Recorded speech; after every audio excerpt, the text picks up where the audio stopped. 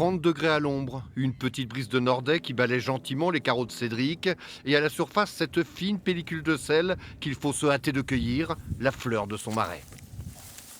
C'est un gros travail, le rendement est assez faible. C'est un produit qui est assez cher, mais c'est un beau produit, ça l'est beau.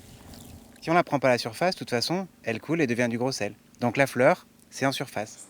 Autant dire que lorsque nous montrons aux sauniers de l'île de Ré ces images de récolte en Camargue, des confrères qui sont en passe de bénéficier d'une IGP, une indication géographique protégée, délivrée par l'INAO, le très officiel Institut national d'appellation d'origine, les réactions sont plutôt salées. Quand on entend craquer, c'est qu'il y a du sel.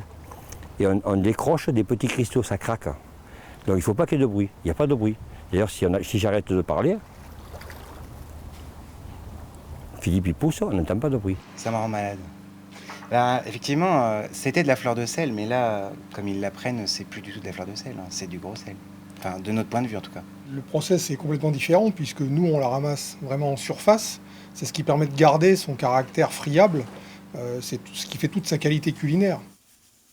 Sur l'île de Ré, le sel fait vivre près d'une centaine de familles. Et si la fleur de sel ne représente qu'un dixième de la production annuelle, elle compte pour près de 40% du chiffre d'affaires, d'où la colère des professionnels sur Ré, Guérande et Noirmoutier.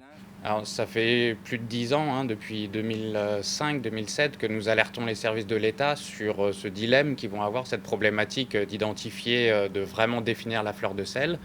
Malgré nos alertes, la validation a été accordée avec une IGP fleur de sel pour la Camargue. Du coup, les élus locaux se sont saisis du dossier. Les producteurs de sel de l'Atlantique, eux, travaillent avec l'Europe pour obtenir un label de spécialité traditionnelle pour reconnaître la seule et unique façon de cueillir la précieuse fleur de sel, l'or blanc de l'île de Ré.